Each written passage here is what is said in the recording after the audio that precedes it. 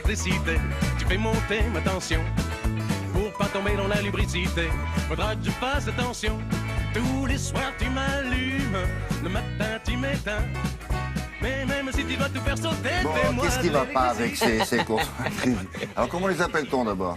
Il s'appelle Linky. Linky, L-I-N-K-Y. Pourquoi? Ne me demandez pas pourquoi. Absolument, c'est son nom. C'est Parce que son ça nom. fait chic et puis voilà. Et il fait effectivement débat actuellement. Je crois que la modernité peut parfois effrayer. Ce compteur, il est posé depuis décembre 2015. Pour l'instant, il n'y a pas de retour massif de plainte. Je tiens quand même à le préciser.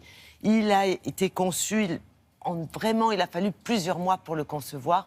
Et l'objectif, c'est vraiment de moderniser les choses. Parce que nos compteurs, à nous, ceux que nous avons depuis plus de 50 ans chez nous, ils sont peut-être sympas, mais ils sont complètement obsolètes et plus du tout adaptés au réseau. Le vieux compteur bleu, quoi. Oui, voilà, exactement. Ça, c'est plus adapté à la vie d'aujourd'hui, au réseau d'aujourd'hui. Ce compteur actuel, il permet déjà de supprimer les rendez-vous de relevé, puisqu'il est interactif. Donc, on va pouvoir ajuster la facture à votre consommation réelle. En cas de problème de réseau, une tempête arrive de plus en plus souvent. On mettra beaucoup moins de temps pour réparer, parce qu'on va localiser plus facilement. Il y a beaucoup d'avantages comme ça, mais il y a aussi des craintes. Pourquoi? Parce que, il y a le côté, je dirais, un peu Big Brother. On se dit comment tant d'informations qui vont pouvoir être divulguées par ce côté interactif, on va tout savoir de ma vie privée. C'est faux, virgule. Deuxième crainte aussi, le côté gratuit. C'est gratuit, l'installation, le matériel, tout est gratuit, ça paraît bizarre. Qui paye finalement? On se dit c'est forcément le consommateur au bout d'un certain temps. C'est la deuxième question que nous avons posée. Et enfin, première question, des dangers directement liés à l'utilisation de ce compteur qui utilise de la radiofréquence, c'est-à-dire des ondes électromagnétiques. Oula. Alors voilà, exactement. Ça va pas plaire, ça. Donc on se dit, est-ce qu'il n'y a pas un risque d'explosion? Ondes électromagnétiques, danger pour moi. Donc nous on s'est dit, on va les se balader poser. dans la cave avec un truc, vous savez, les gens qui se protègent de ça.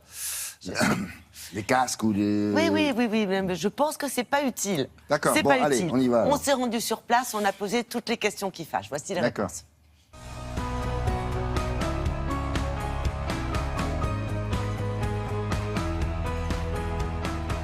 Ce compteur utilise des technologies qu'on utilise depuis les années 60 et que chaque foyer utilise souvent au travers des box ou d'Internet.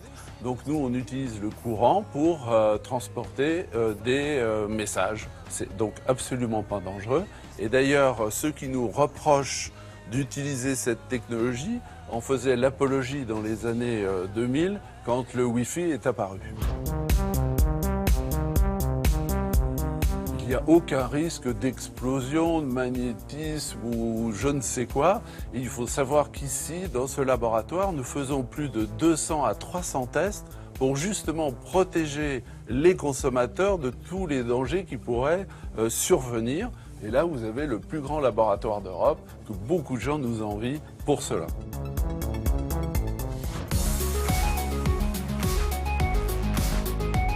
Les informations de consommation permettent aux fournisseurs de facturer la consommation réelle des consommateurs. Ces informations vont pouvoir servir aux consommateurs qui, à travers une application sécurisée, va pouvoir visualiser ses habitudes de consommation et les faire évoluer. Ce qu'il faut savoir, c'est que le réseau, dans les 20 années qui viennent, va énormément évoluer. 350 000 producteurs d'énergie renouvelable et bientôt 1 million certainement dans les années qui viennent. Les recharges de véhicules électriques, plusieurs millions aussi. Le stockage qui va arriver. Le réseau est complètement différent et la manière de le piloter pour pouvoir fournir une énergie au moindre coût et de qualité va être totalement différent et c'est pour cela qu'on change nos compteurs. Il faut savoir que les compteurs que nous avons aujourd'hui, il y en a 20 millions qui datent des années 40 et 15 millions des années 90. Ils ne sont absolument plus adaptés au challenge de demain. La pose donc des compteurs ainsi que le matériel ne seront pas facturés aux consommateurs. Alors comment nous finançons cette affaire? C'est que nous avons des bénéfices. Un exemple simple, par exemple quand vous quittez un appartement, nous maintenons l'électricité pendant 8 semaines. Eh bien grâce à ce compteur, nous pouvons ajuster la puissance à 1 kW et l'arrêter au bout de 4 semaines. Et là, il y a des gains très conséquents en termes d'énergie. Donc, comme on dit, on verra l'usage, quoi. On verra l'usage, Bon. mais je crois que toutes les explications sont vraiment claires et que c'est plutôt quelque chose de très positif pour le consommateur. Et effectivement, il faut s'adapter au réseau qui est en plein changement. Et non, on ne connaîtra pas notre vie privée à cause de ce compteur. Il n'y a pas de nom, il n'y a pas d'adresse. Vous avez juste un numéro de Il n'y département. a pas un œil qui vous Il n'y regardera a pas quand vous un passerez œil en qui vous pyjama regarde. devant Exactement, ou pas de sans problème. pyjama. Et ça Ouais. n'explose pas non plus. Voilà. Merci beaucoup. À plus tard.